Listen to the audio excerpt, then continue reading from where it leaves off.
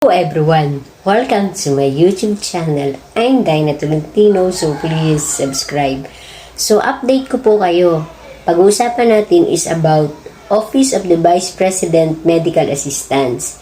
So ito po, pakinggan nyo po ang bagong update po natin sa Office of the Vice President. Lalo na po yung mga nag-aabang ng link para makapasok, makakuha ng schedule sa Office of the Vice President Medical Assistance. So, as of now po, last September 18 po, effective last September 18, nag-stop po ng operation for medical assistance ang Office of the Vice President. Tinigil po muna nila ang pagtanggap.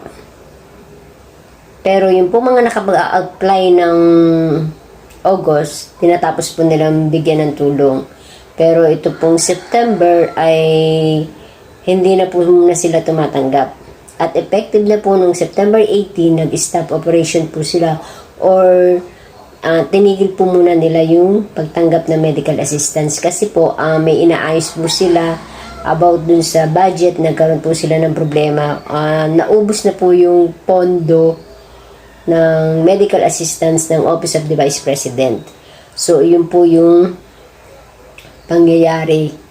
Kaya po ngayon ay wala po kayong choice, kundi mag-antay na lang po kayo, mag-antabay na lang po kayo kung kailan po sila magre-resume. Ang sabi po kasi ng staff doon, September 18 ay hindi na sila tumatanggap ng medical assistance dahil nga po sa wala na po silang pondo.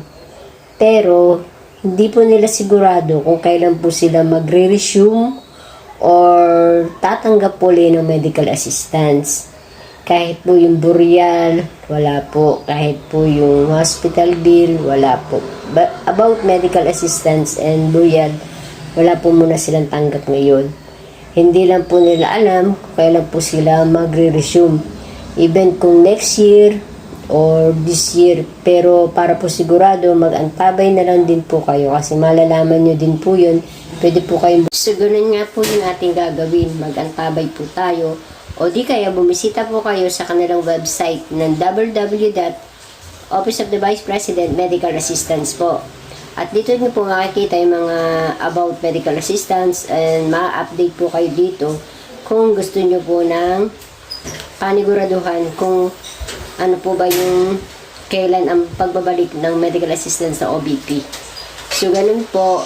And lahat po din ng satellite office and main office Mandaluyong and other satellite office po ay September 18, stop po muna silang pagtanggap ng medical assistance mula po sa Office of the Vice President at meron po sila kasing pag-aayos about sa pondo at wala na po daw pondo.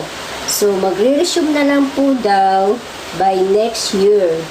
So, yun na lang po, antabay na lang po kayo dun. Kaya, yung mga nag-aabang po ng link every Monday na kung mag-o-open po, hindi po yan mag-o-open dahil wala po muna silang tanggap ngayon.